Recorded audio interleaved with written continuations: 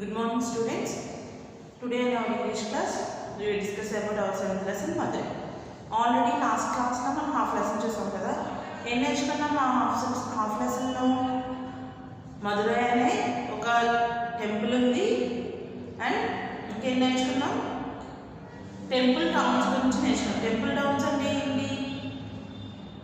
Many places in India are well known for the temples. అయితే ఏ ఊరిలో అయితే టెంపుల్ బాగా ఫేమస్ అయి ఉంటుందో ఆ సిటీని ఏమంటారు అంటే టెంపుల్ టౌన్స్ అని అంటారు. ఆంధ్రప్రదేశ్లో ఏంటి? తిరుపతి ఉంది అండ్ పూరిలో ఒడిశాలో పూరి ఉంది. అలాగే మన ఈ లెసన్ మదురై కూడా ఎక్కడ ఉంది? తమిళనాడులో ఉంది. అందులో ఎవరు ఉంటారు? ఆ టెంపుల్లో మధుర మీనాక్షి అమ్మ ఉంటారు. ఓకేనా? అక్కడ ఎన్ని సైడ్స్ ఉంటాయి? 4 సైడ్స్ నుంచి ఎంట్రీ ఉంటుంది. ఓకే, ప్రతి సైడ్కి గోపురం ఉంటుంది. అవునా? అండ్ అక్కడ బిగ్ టెంపుల్ హాల్ ఉంటుంది. అండ్ అందులో ఏమేమి జరుగుతాయి అని చెప్పాను. వెడ్డింగ్స్ జరుగుతాయి, పెళ్ళిళ్ళు జరుగుతాయి, ఫంక్షన్స్ జరుగుతాయి, నాటకాలు జరుగుతాయి. అక్కడ థౌజండ్స్ ఆఫ్ పీపుల్ ఆ హాల్లో కూర్చొని అవన్నీ చూస్తూ ఉంటారు. అక్కడికి ఎవరెవరు వస్తారో అందరూ వస్తారు. పేదవాళ్ళు వస్తారు, గొప్ప వాళ్ళు వస్తారు, రాజులు వస్తారు అండ్ సైనికులు వస్తారు. అందరూ కూడా అక్కడికి వస్తూ ఉంటారు. అంత ఫేమస్ అన్నమాట. ఓకేనా? నెక్స్ట్ ఇప్పుడు కంటిన్యూ చేద్దాం. The people bought rice, fruits, vegetables and such other items. They sold them in the market near the hall and bought whatever they wanted. అయితే వాళ్ళు రైస్, ఫ్రూట్స్, వెజిటేబుల్స్ వాళ్ళు మరి కుకింగ్ అంతా చుట్టుపక్కలగా చేసుకునేది. సో వాటన్నిటికి సంబంధించిన గ్రాసరీస్ అన్నీ కూడా వాళ్ళకి దగ్గరలో ఉన్న మార్కెట్ నుంచి తెచ్చుకుంటారు, కొనుక్కొని తెచ్చుకుంటారు. Pots and plates of clay were arranged in one place. Knives, axes, pads, plough and chisels made of iron were sold in another place. అయితే ఈ ప్లేట్స్ ఇవన్నీ కూడా ఒక చోట ఉంటాయి అండ్ ఐరన్కి సంబంధించినవి కత్తులు అండ్ గొడ్డలు ఇవన్నీ కూడా ఇంకో చోట ఉండేవన్నమాట. అంటే అక్కడే కొంచెం దూరంలో అక్కడక్కడే ప్లేస్ చేసి ఉండేవి. Bangles, chains and necklaces made of gold were sold in some other place. A little away was the place where cows, goats and donkeys were sold. The market near the temple was very large in those days. In the place of those old markets, we can see shops these days. అయితే పెద్ద hall ఉంటుందని చెప్పాను కదా. ఆ హాల్కి చుట్టుపక్కల ఇవన్నీ ఉండేవంట. గోల్డ్ షాప్స్ ఉండేవంట, క్లాత్ షాప్స్ ఉండేవంట, గ్రాసరీ షాప్స్ ఉండేవంట, అన్నీ ఉండేవంట. అయితే ఇప్పటికీ కూడా స్టిల్ అక్కడ ఆ షాప్స్ అన్నీ కూడా ఉన్నాయి, మనం చూడొచ్చు. The hall of thousands pillars and this shop or part of the temple complex. Many temples standing together in the same compound make a temple complex. The temple complex in Madurai is one of the largest complexes in India. అయితే ఇక్కడ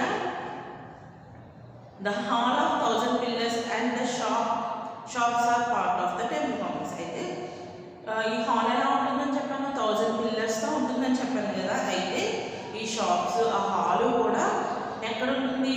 ఒక part of temple complex. Temple complex అంటే ఏంటి? చాలా ఎక్కువ గుళ్ళన్నీ ఒక్క చోటే ఉండడానికి దాన్ని అంతా ఏమంటారంటే టెంపుల్ కాంప్లెక్స్ అని అంటారు. ఈ హాల్, ఈ షాప్స్ ఇవన్నీ కూడా అందులో ఒక భాగాలే. అయితే మదురైలో ఉన్న ఈ టెంపుల్ కాంప్లెక్స్ అనేది ఇండియాలోనే చాలా పెద్ద టెంపుల్ కాంప్లెక్స్ అన్నమాట. ఇండియాలో పెద్ద టెంపుల్ కాంప్లెక్స్ ఎక్కడ ఉంది అంటే మదురై అనే చెప్తారు. The temple complex in Madurai is very famous. People from different states of India come to visit it. People from different countries of the world also come. They are all amazed by the greatness of the temple complex. It is so large and beautiful.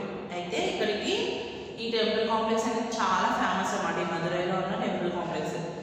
అయితే people different places నుంచి వస్తారంట and different countries నుంచి కూడా ఈ temple కాంప్లెక్స్ని చూడడానికి వస్తారంట. అయితే వాళ్ళందరూ కూడా చూసి చాలా ఆశ్చర్యపోతారంట. ఎందుకు అంటే అంత గొప్పగా కట్టారు, అంత అందంగా కట్టారు, అందుకని చాలా ఆశ్చర్యపోతారనమాట. The temple complex in Madurai have this tank with steps on all sides. It is a large pond where people take bath before entering the temple. The steps are like the seats in a gallery. అయితే ఇక్కడ ఒక pond ఉంది. Okay, ఇక్కడ చిన్న లేక్లా ఉంది. అందులో అది కూడా చాలా అందంగా ఉంటుందన్నమాట. అందులోనే మనం టెంపుల్కి వెళ్ళే ముందు అందులో స్నానం చేసి ఫ్రెష్ అయిన తర్వాత అప్పుడు టెంపుల్లోకి enter అవుతారన్నమాట.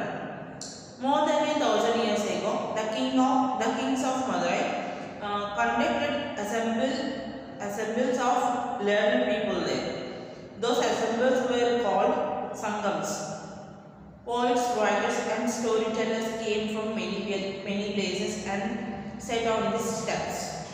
They brought their poems, songs, and stories. Okay, ఇక్కడికి చాలామంది రైటర్స్, పోయమ్స్ చెప్పేవాళ్ళు, కవులు వాళ్ళందరూ కూడా వచ్చి అక్కడ పాండ్స్ దగ్గర పక్కన పిక్చర్ చూడండి, స్టెప్స్ టైప్ ఉన్నాయి కదా, స్టెప్స్ మీద కూర్చొని వాటన్నింటినీ కూడా చెప్పేవారు అన్నమాట. They brought their poems, songs and stories. Their families and friends also came with them.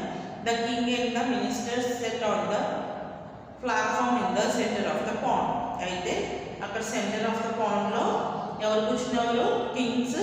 King కూర్చునేవారు, ministers, Kings వీళ్ళు కూర్చునేవారు అన్నారు. చుట్టూరు ఎవరు కూర్చునేవారు? ఈ రైటర్స్ వీళ్ళందరూ కూడా కూర్చునేవారు. One by one the poets and writers went on the small platform. They recited their poems or told their stories. Listening to them, the lotus flowers and water lilies of the pond smiled. People sitting in the steps clapped. The king gave presents.